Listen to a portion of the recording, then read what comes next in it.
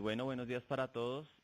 A continuación tenemos la intervención del profesor Frank Molano con la ponencia Experiencias reflexivas de la organización estudiantil con miras al proceso de organización de estudiantes de historia.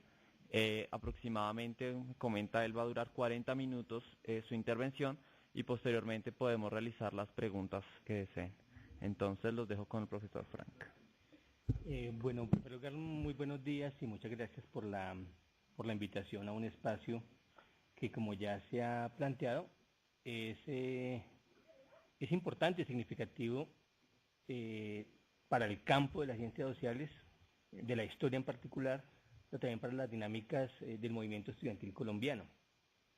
Y tiene que ver con resolver en un contexto histórico particular esta propuesta que luego de 30 años de existencia de la historia como campo de estudios profesionales en el país, que cuenta hoy con varios pregrados, maestrías, grupos de investigación, doctorados, no obstante, adolece de un esfuerzo de parte del estudiantado por constituir una expresión organizativa.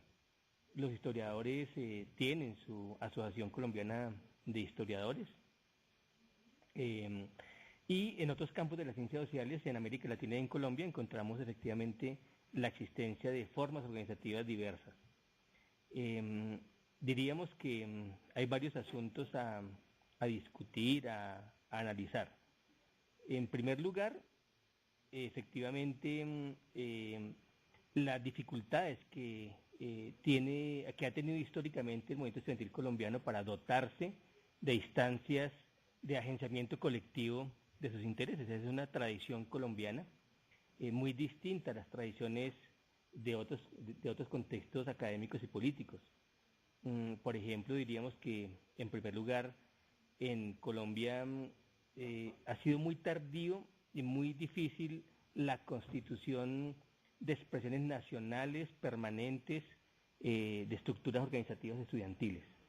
A diferencia, y eso tendrá que tener explicaciones históricas, de las federaciones cubanas, la cubana, la peruana, la argentina, la mexicana, incluso en países más pequeños que Colombia, como la ecuatoriana o en Centroamérica, en donde existen desde hace casi ya 100 años expresiones organizativas que han durado 100 años. Las organizaciones estudiantiles nacionales, mexicanas, peruanas, la cubana, van a cumplir 100 años en los próximos años y han tenido momentos de auge, crisis, pero han logrado permanecer en el tiempo y han dotado de una identidad particular la lucha de los estudiantes. En el caso colombiano, eso ha sido mucho más difícil y eso tiene que ver, creo yo, con dos tipos de asuntos. En primer lugar, la misma estructura del sistema educativo colombiano. Como lo han mostrado algunos historiadores de la educación en Colombia, nuestro sistema de educación superior surge desde tiempos coloniales, no como un proyecto de construcción de nación desde la universidad, sino como un asunto entregado a los particulares. De hecho, en Colombia no tuvimos, como en Perú, como en los virreinatos mexicano y argentino, las universidades regias, las universidades financiadas por la corona. Aquí surgieron universidades de los curas, es decir, privadas, fragmentadas, pequeñas. El surgimiento de la nacional también es tardío, sí, mediados del siglo XIX, unas pocas facultades dispersas, y a los años 30 del siglo XX este campus, que sigue siendo comparativamente para la cantidad de población que tiene Colombia y de jóvenes bastante pequeña, y que es una universidad nacional, pero que no es en el sentido estricto el eje de construcción del proyecto educativo nacional de educación superior.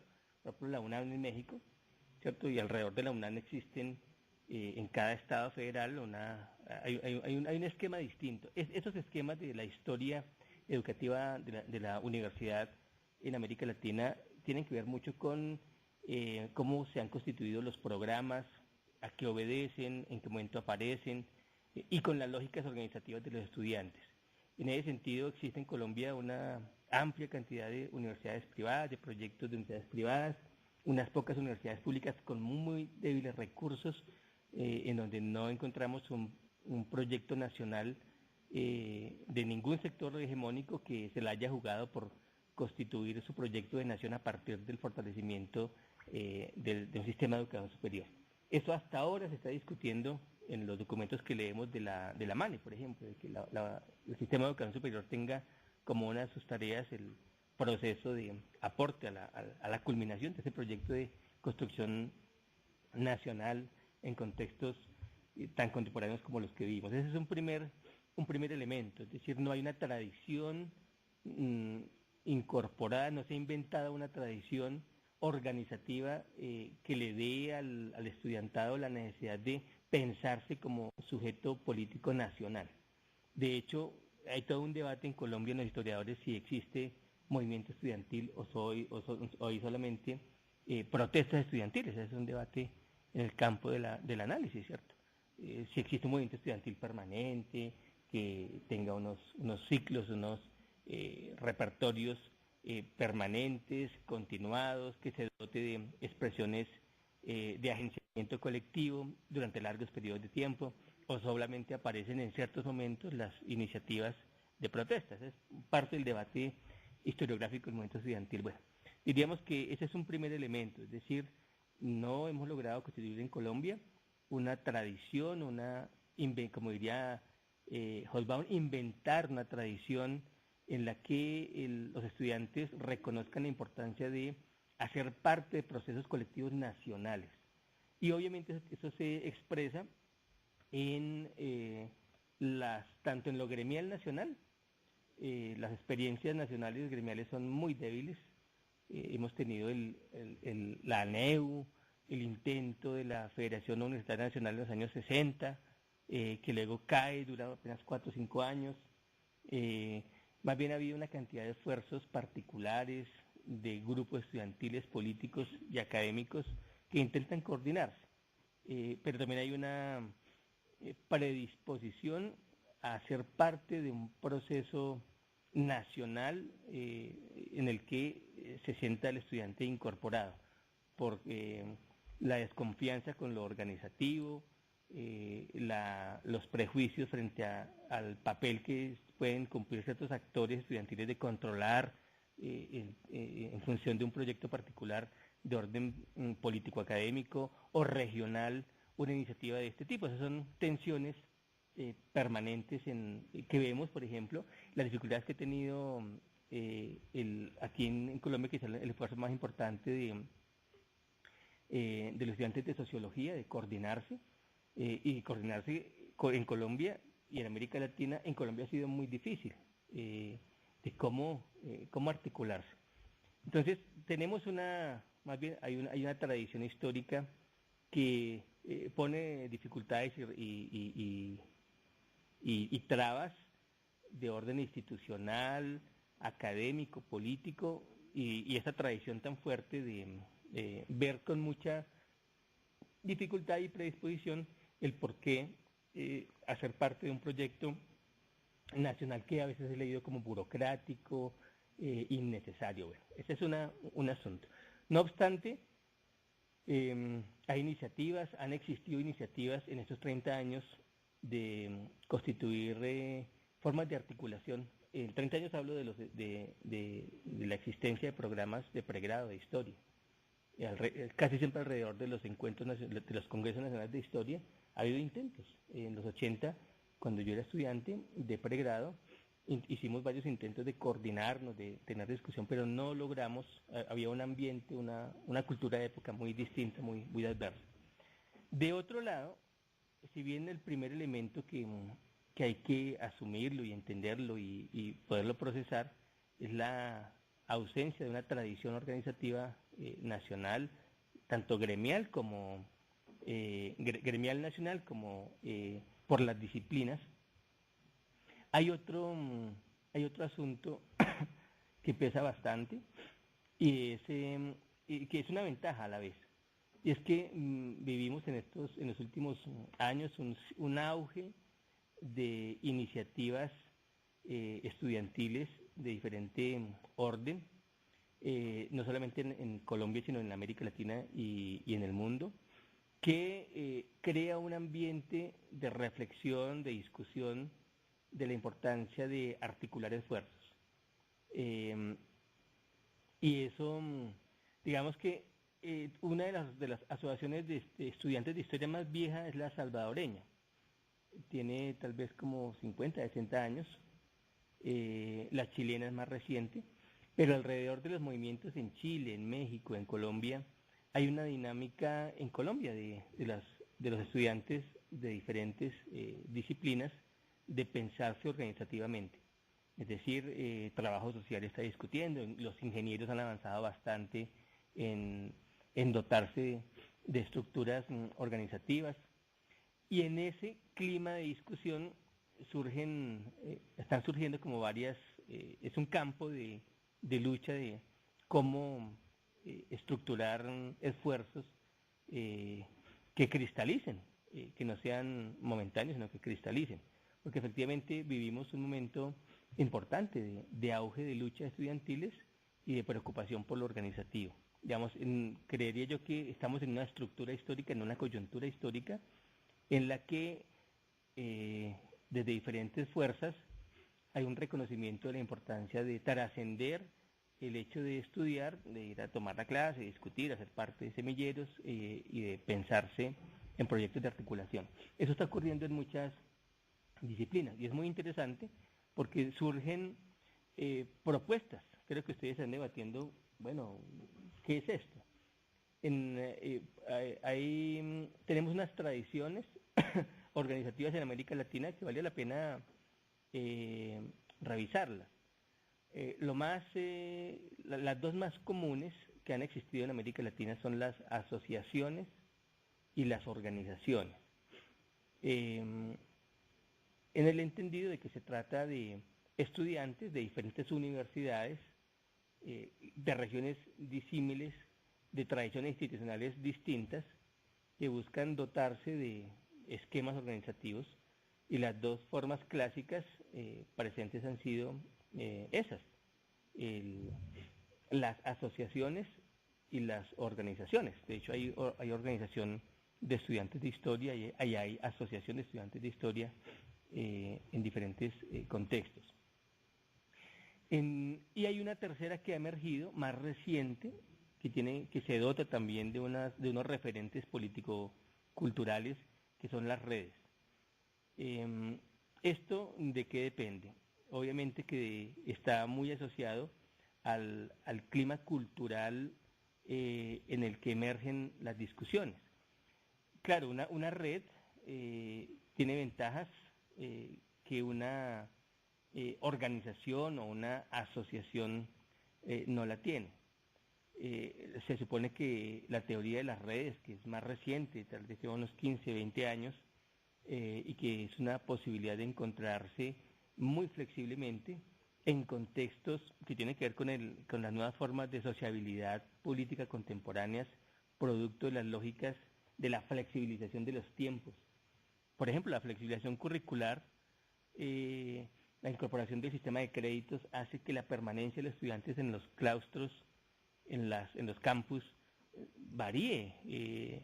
Muchos estudiantes tienen que combinar, tienen que trabajar, estar por fuera, no hay espacio en las universidades, están saturadas. Es difícil tener espacios institucionales de encuentro, sedes, salones. Hay una cantidad de obstáculos productos de la reforma neoliberal que hace que pensar en estructuras más consolidadas, como las organizaciones, y ya hablaría de eso, sean difíciles. Por eso ha emergido una tendencia de las redes, que tiene que ver con la forma en que las sociedades, los sujetos resuelven las dificultades para encontrarse y para agenciar colectivamente.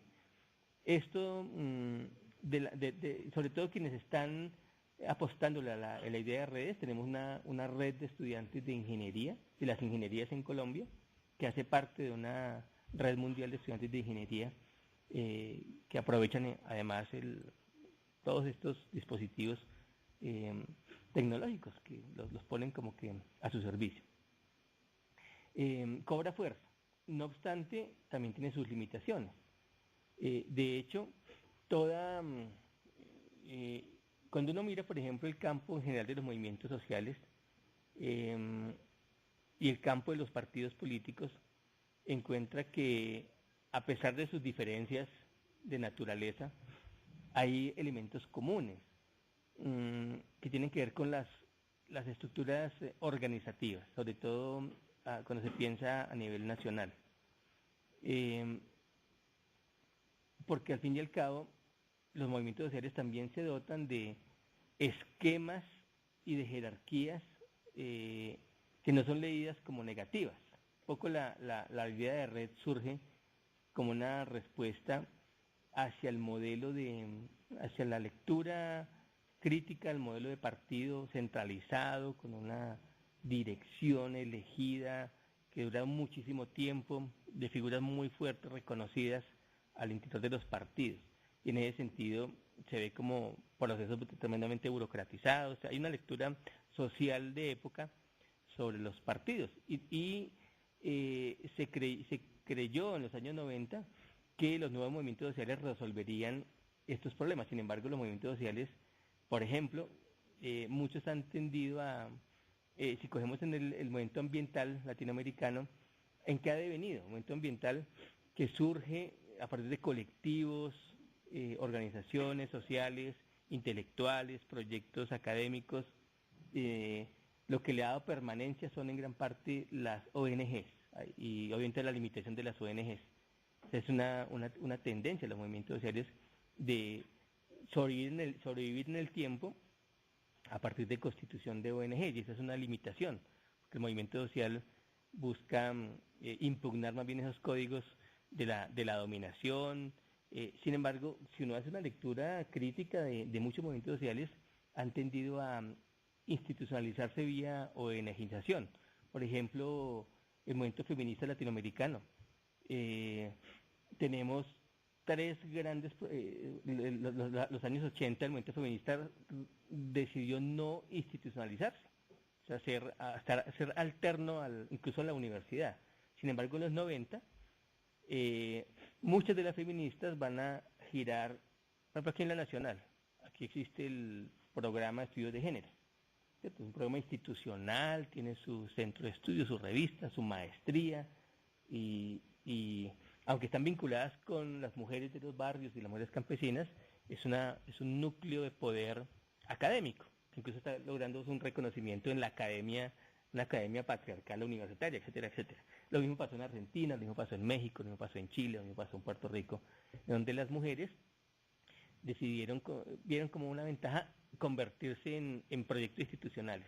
Es decir, no es muy difícil mantener en los movimientos sociales un proceso tan autónomo de lo institucional, y los actores sociales van buscando mecanismos para permanecer. Quiero con esto decir que efectivamente el debate de qué estructura organizativa constituir es un asunto que tiene un punto de partida, pero también tiene un proceso de constitución, de cristalización. Es decir, de seguro ustedes no van a definir ya claramente la ruta organizativa, sino deben como hacer pues valdría la pena como mirar esas experiencias de la existencia de asociaciones, organizaciones de estudiantes aquí en Colombia y en América Latina, de qué manera se resuelven tensiones históricas que limitan las posibilidades de organización. Por ejemplo, pensando en la década de los 80, ¿cuáles fueron las principales tensiones que tuvimos los estudiantes interesados en agremiarnos alrededor del interés en la historia? En primer lugar, hay una tensión muy fuerte, porque es la formación histórica de este país, entre el centro y las regiones. Digamos, hay una tensión histórica. Hay el peso, por ejemplo, de la Universidad Nacional versus el peso de las universidades regionales. Y es un asunto real. Existe ahí. Lo sentimos, por ejemplo, en la Asociación Colombiana de Historiadores. están bastante centradas en Bogotá y hay quejas permanentes de que pues funciona la asociación cuando hay el Congreso de Historia. Y funciona sobre todo si el núcleo del centro logra movilizarse. Hay una tensión histórica de la constitución de la academia en nuestro proyecto nacional. Claro, aquí tenemos, por ejemplo, grupos muy fuertes en Barranquilla, en historia, en la surcolombiana, en el Cauca, en Antioquia y en Bogotá, alrededor de la Universidad Nacional. Y pues no sé qué tan fuerte esté la gente de los Andes, de la Javeriana, de los pregrados de historia, qué tanta presencia tengan. El asunto de lo público-privado pues hace parte de esa misma tensión, pero efectivamente hay que mirar cómo resolver, cómo asumir que existe esa tensión entre una formación social que concentra muchos esfuerzos en la metrópoli y que tiene tensiones históricas con las regiones. Y en ese sentido, una de las dificultades a resolver es si una asociación o una organización con una estructura delegataria, con unos dinamizadores, o sea, con una jerarquía que tiene que ver con una necesidad de agenciar y de dinamizar, funciona. O la estructura de red es la más conveniente para resolver ese tipo de tensiones. Esa es una primera tensión. Una segunda tensión que está permanente en los proyectos estudiantiles académicos tiene que ver con la presencia y la articulación y la resolución los estudiantes. Hay estudiantes agremiados o que quieren agremiarse porque su núcleo de trabajo principal es el proyecto académico, es decir, la situación de la historia, de la enseñanza de la historia, del papel de la historia, del sentido de la historia, pero también, y eso hay que reconocerlo, muchos estudiantes, además de querer discutir el sentido de la historia, también pertenecen, están vinculados a procesos políticos estudiantiles legítimos. Esos existen, han hecho parte de la vida de la universidad, que no se pueden negar, que están ahí. Y esa tensión que se expresa en quienes no están muy de acuerdo, se sienten presionados por hacer parte, por ser instrumentalizados por proyectos políticos o proyectos políticos que buscarían instrumentalizar una propuesta organizativa. Esas son tensiones existentes reales, en parte de la realidad, de la cotidianidad del movimiento estudiantil. No obstante, habría que reconocer la legitimidad de las expresiones políticas estudiantiles, que son legítimas, es decir, legítimas en el sentido de que tienen una tradición, una trayectoria, han permanecido, han logrado dinamizar, tienen propuestas, tienen una serie de ventajas que muchos grupos estudiantiles no las tienen, en el sentido que se dotan de unos marcos interpretativos de la realidad, de unas ideologías, de unas formas de acción colectiva que les dan estabilidad y permanencia. Pero efectivamente también habría que reconocer que no todos los estudiantes quieren ser parte de procesos políticos. Hay lugares distintos. Y esa tensión entre la posibilidad de que existan las corrientes políticas ideológicas de los estudiantes de historia con aquellos que consideran que lo fundamental es la discusión centrada en una academia crítica, pero también de apuestas particulares, de no inscribirse en X proyecto. Eso es algo que hay que contemplar para no reventar procesos, porque de hecho en los 80 una de las dificultades de los estudiantes de historia tiene que ver con eso. ¿Quién aprovechaba el espacio? La juventud patriótica del MOIR, la juventud comunista del Partido Comunista, los grupos independientes, las juventudes del M19, etcétera, etcétera. Y eso dificultó mucho la posibilidad de constituir, porque al fin, conclusión, para que no creemos aparatos para que no sean copados por nadie. Más la gente que decía, nosotros no nos inscribimos en nada, entonces es mejor que no exista ninguna estructura organizativa, cada uno haga lo que pueda por aparte. Esas son, en los años 80 se discutió bastante y creo que concluimos. Decía quien presentó esto, que los prejuicios políticos del sectarismo no permitieron avanzar hacia una reflexión más crítica de la importancia de coordinar esfuerzos en términos de entender cómo se han constituido los programas de pregrado de historia. Y un tercer asunto que compete bastante es que creo yo que hoy existen 3 universidades. En cada universidad, comparto esa una tesis del profesor Renan Vega, existe lo que se llama la universidad del pregrado, la universidad del posgrado y la universidad de los contratos, de la administración. La tendencia colombiana es la precarización de los pregrados. Ese son pregrados masificados, con muy poco de parte de la universidad de los contratos, de la administración, muy poco valorados. Lo hablo por mi universidad, la distrital, no sé cómo está aquí la cosa en la nacional, en las otras universidades, la debilidad de las iniciativas que emergen de los pregrados. De hecho, los principales grupos de investigación, los profesores queremos salir de los pregrados para estar en los posgrados porque tenemos relaciones laborales, ahí se hace lo que hay un proceso de posgrado, de maestría, doctorado, pues es más valorado, que tiene más prestigio. El pregrado, al fin y al cabo, ha habido una desvalorización nacional del lugar de los pregrados. Y la iniciativa de estudiantes que está aquí es de estudiantes de pregrado. Son los pregrados los que están reclamando un lugar. No sé si hay aquí compañeros de la maestría, pero el carácter de las maestrías, que son muchos compañeros de maestría, son muy distantes. La vida de pregrado, a pesar de la precarización, es más rica que la vida de maestría. Uno viene de maestría a la clase y se va, y a veces va a una conferencia, no tiene mucho tiempo, etcétera, porque está trabajando. Ese es un asunto también a resolver.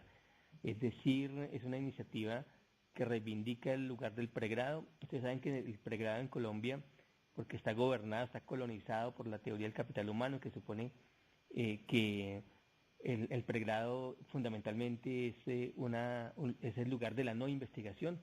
No sé, el estudiante y el pregrado y el docente de pregrado no se piensa ni se produce desde la investigación. Al fin y al cabo se produce más desde la norma y desde las competencias que desde la investigación. En muy pocos pregrados en general se piensa la investigación. Creo que en historia ha ocurrido eso.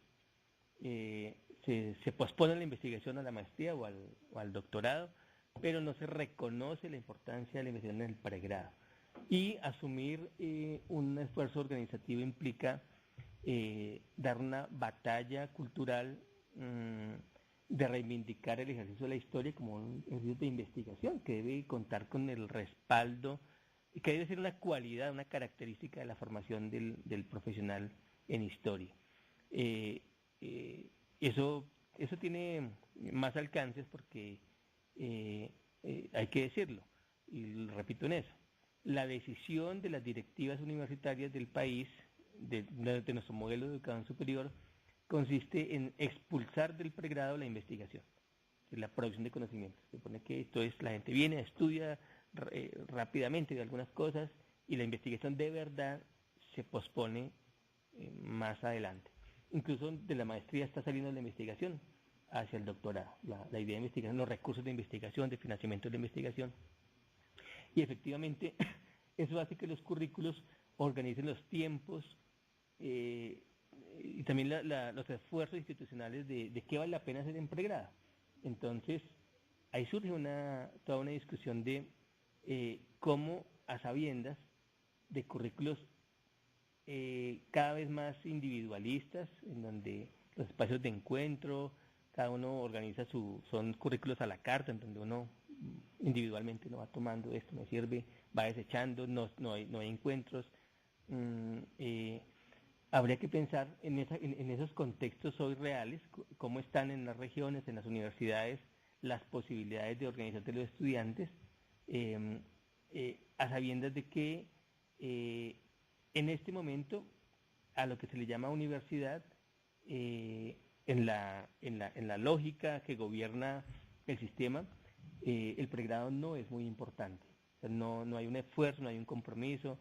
Ahí creo que lo que hace la MANE un poco, y que lo comparto bastante, y es que es de los pregrados que se está movilizando, es decir, reconocer el lugar de sujeto de los estudiantes del pregrado, plantearle a la nación de que un proyecto de universidad debe tener unos pregrados muy fuertes, no solamente de mucha amplitud, sino muy fortalecidos. Esa es una reivindicación general de los estudiantes, porque efectivamente la vida del pregrado hoy es muy distinta a la vida de los pregrados en los años 80, cuando no existían las maestrías, los doctorados, en donde la investigación se hacía en pregrado, en donde había un compromiso de aportarle a los pregrados. Bueno, hay universidades que lo hacen más que otras, pero ese es un asunto que debe ser asumido y resuelto, porque además hay que reconocerlo, existen estudiantes de maestría y estudiantes de doctorado. La propuesta de ustedes es, si bien está en el pregrado, ¿cómo se relaciona con esa otra dinámica histórica nacional que es la existencia de las maestrías y de los doctorados? Tenemos el doctorado de los Andes en historia, el doctorado de la Nacional, tal vez solamente esos dos doctorados en historia, creo que sí, ¿no? En Univalle, no, creo que no. No, creo que no. Hubo uno en la Javeriana, pero solamente graduó a 2 personas y ahí terminó. Pero sí hay un conjunto importante de maestrías a las que habría que discutir sin perder la perspectiva de que la base, creo yo, y eso hay que reivindicarlo, es el pregrado. O sea, porque hay que confrontar esa tendencia de trivialización, de minimalización de los pregrados. Los pregrados son de contenidos mínimos.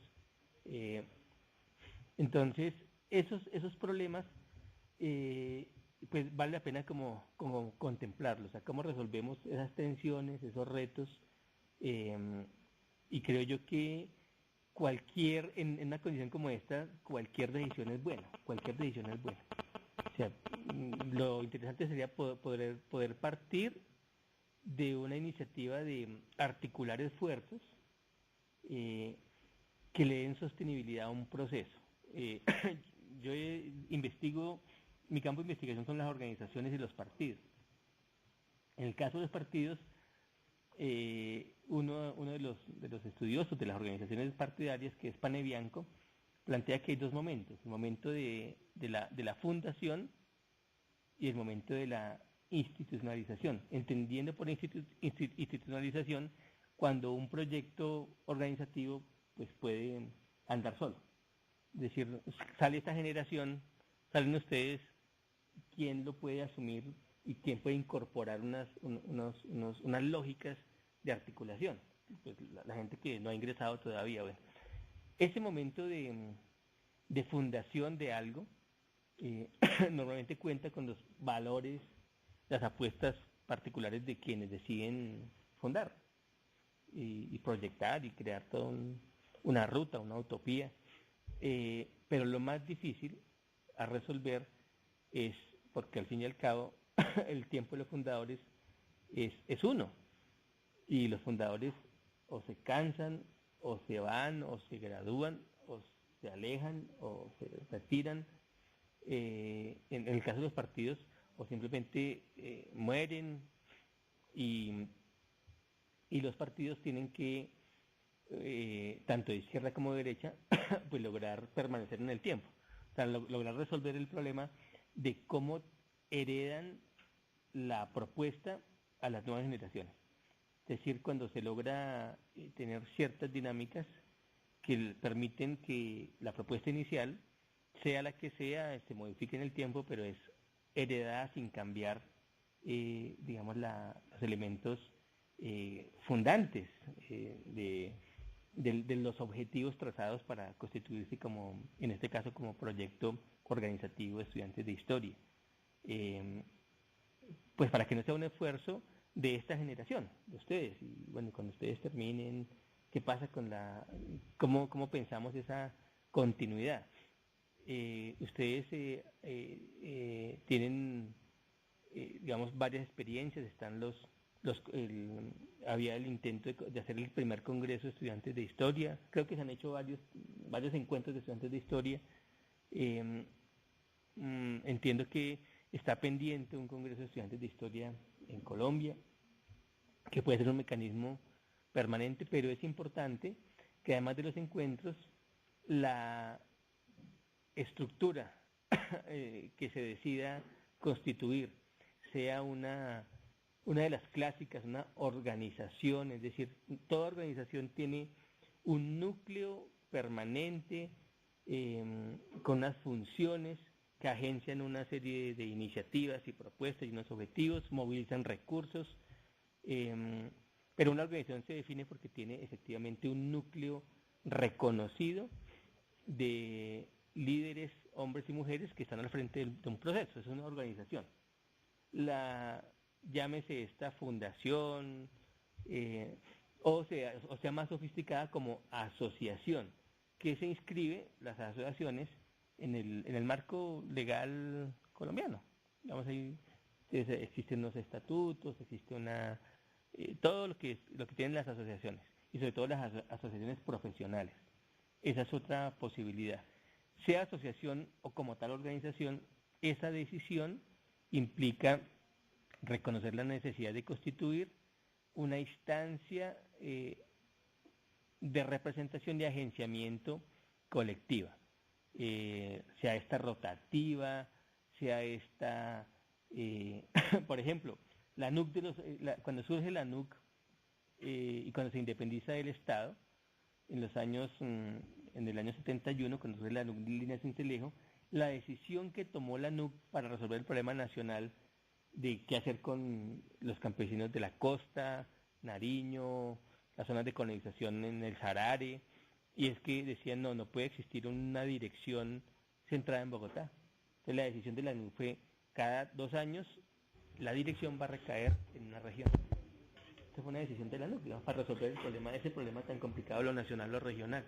Esa fue su apuesta.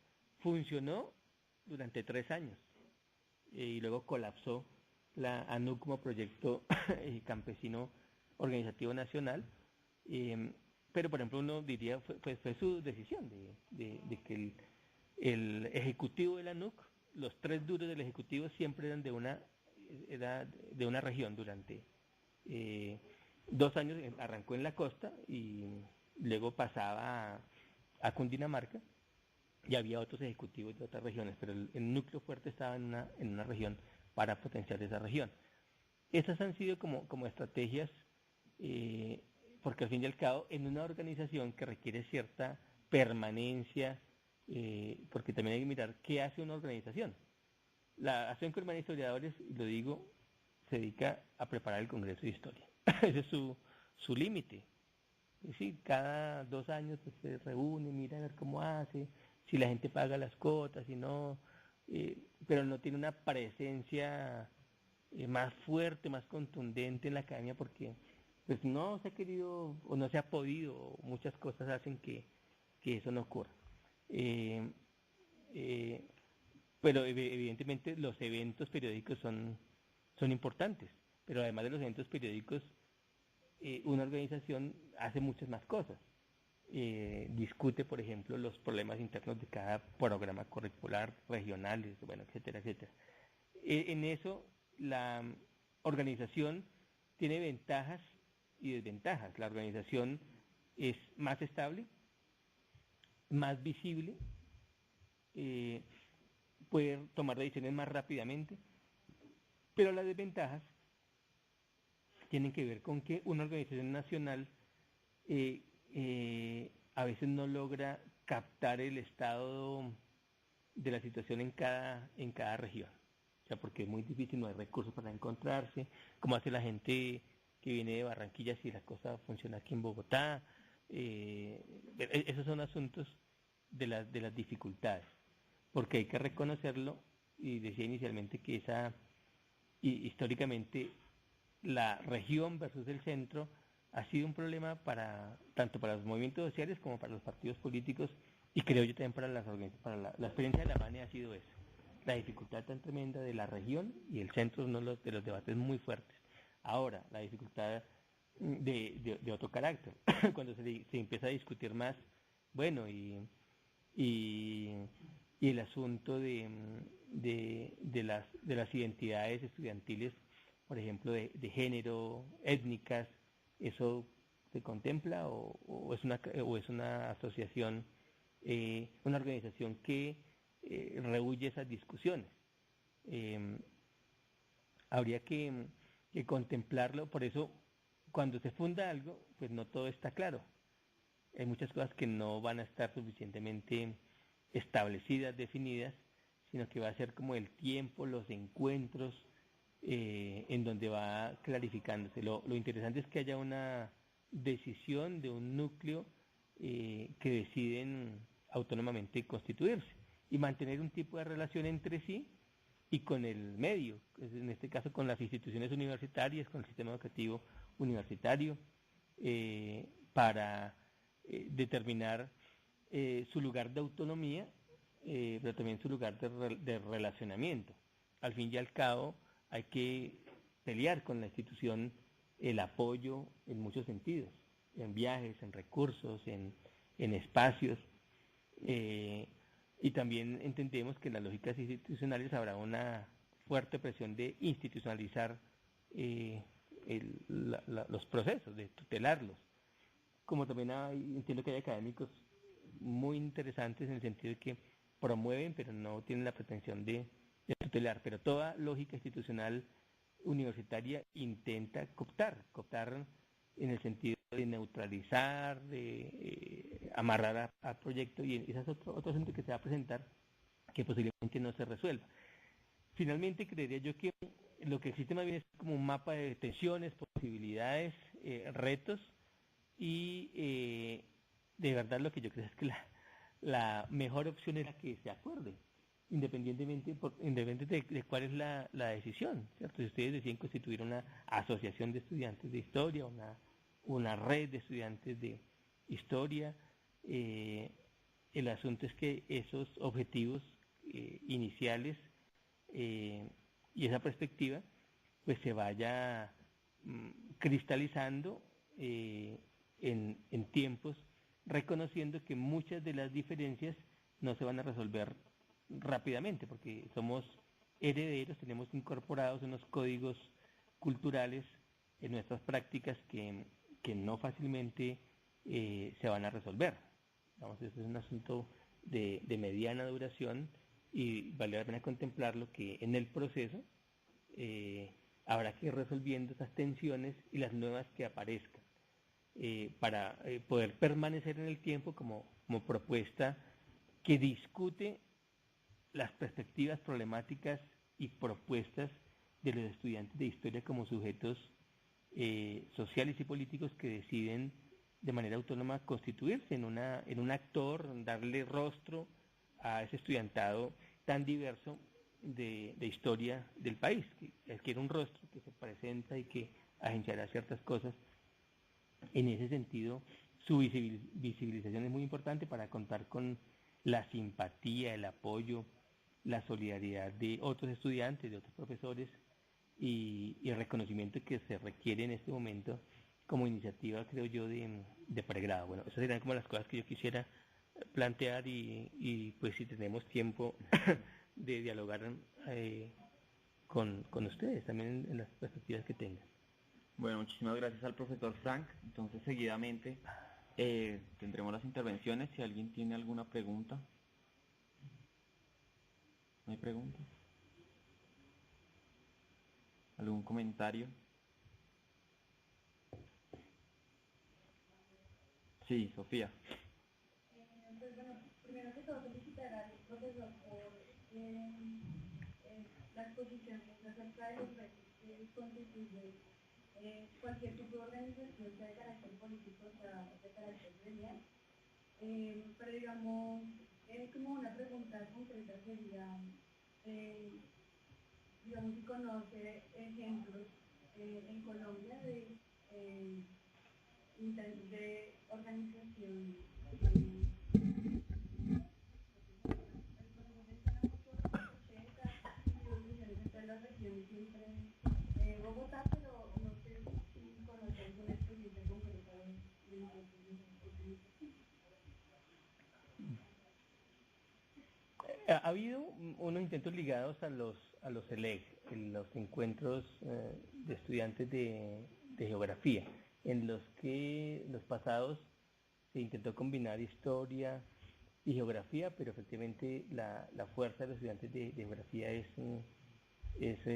y su preocupación propia, que funciona más bien como encuentros, o sea, como encuentros. O sea, no se sabe que incluso era cada 2 años y ha tenido dificultades para operar. En la idea de que los encuentros son un espacio de ir buscando a otros, que es el primer asunto de resolver en una organización, con quiénes vamos a estar. Salvo los ELEC y los intentos que normalmente surgen alrededor de los congresos de historia, que siempre que hay congresos de historia viene todo un debate en la asociación. Siempre en la asociación se reúne, bueno, ¿se acepta ponencias de estudiantes de pregrado? No se acepta porque se pone que es encuentro de profesionales en historia, los códigos culturales de la investigación. Alrededor del encuentro ha habido varios encuentros paralelos, ¿cierto? Tenemos en el año, fue en el 2000, en el Cauca, que hubo un encuentro simultáneo de estudiantes, congreso de estudiantes de historia, simultáneamente con el congreso, que ha funcionado a partir de encuentros, digamos, la experiencia organizativa. No tengo memorias de esos encuentros, memorias como para hacerlo, pero en general las iniciativas de constituir organización han sido más débiles. Existen núcleos de estudiantes en las regiones, alrededor de los programas. Por ejemplo, no sé cómo se llama en Barranquilla alrededor del programa de historia, pero ahí hay un núcleo de estudiantes de semilleros y de grupos de investigación de estudiantes con varios profes que están muy interesados en constituir, intercambios, pero experiencias organizativas como tal, vamos a constituir, no registro, o sea, no encuentro. O sea, lo que ha habido son eventos de intentar de buscarse, pero que no han logrado dejar una tradición o una estructura básica, por muchas razones de no constituir, porque además obviamente que eso implica tiempo, implica muchas cosas, ¿no? Y sobre todo pensarlo nacionalmente. Bueno, Jenny. Bueno, es que de hecho sobre la pregunta de Sofía hay algo muy interesante, y es que los encuentros latinoamericanos de historia que todavía se celebran hoy, de hecho porque en Puebla iniciaron en Colombia, y fue precisamente una experiencia organizativa que tal vez no fructificó en ese momento, creo que fue en el 98, que se hizo en Villa de Leyva. Pero pues digamos que fue importante porque si bien no trascendió digamos en el país, sí trascendió a nivel latinoamericano.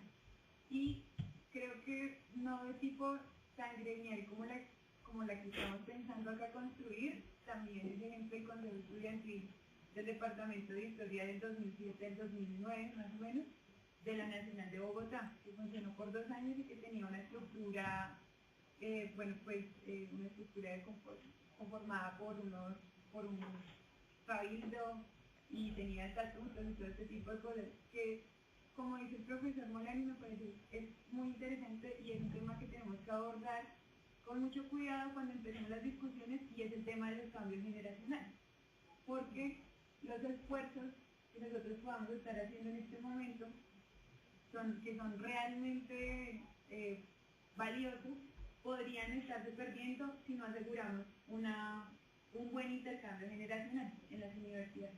Entonces yo creo que ese ha sido un problema, y es en general un problema de todo tipo de organizaciones estudiantiles en las universidades y en los colegios también, porque que nosotros vemos que las organizaciones estudiantiles en las universidades por mucho tiempo se han tenido que mover casi que por coyunturas, porque no tienen como, o sea, como, digamos, si bien funcionan, pueden funcionar a largo tiempo, la mayoría tienden a desaparecer después de ciertos periodos. Eso, pues hasta ahora es lo que hemos mirado en la historiografía colombiana sobre movimientos estudiantiles. Entonces, pues la invitación es a que también pensemos ese tema cuando empecemos a abordar esa discusión ahorita. Bueno, ¿alguna otra pregunta, algún otro comentario? Entonces yo creo que podemos concluir esta etapa agradeciéndole al profesor Frank su intervención. Un aplauso para el profesor Frank. Bueno, muchas gracias. Muchas gracias y muchos éxitos en todo lo que van a definir y ojalá podamos conocer las conclusiones de las declaraciones que ustedes saquen de este encuentro para difundirlas también, para darla a conocer a otros estudiantes, a otros colegas. ¿Profesor, usted es el director del departamento de la ley? No, estuve en la coordinación hace 2 años, ahorita está un profe Nova, que es estudiante de doctorado en historia acá. Pero cualquier cosa ahí que podamos ayudar a difundir, cuenten con eso. Bueno, que estén muy bien. Bueno, pues.